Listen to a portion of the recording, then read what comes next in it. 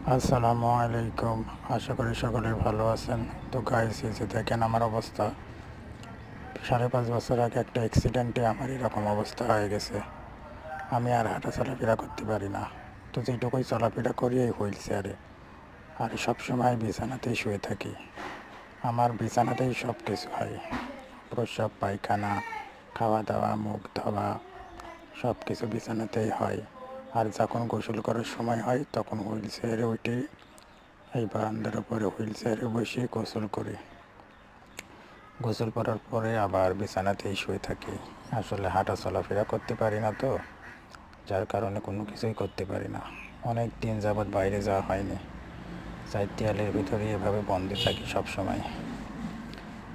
তো গাইস, সবাই একটু সাবস্ক্রাইব করে আমার পাশে থাকেন। একটা সাবস্ক্রাইব করলে আপনাদের কোনো ক্ষতি হবে না। ধন্যবাদ সবাইকে।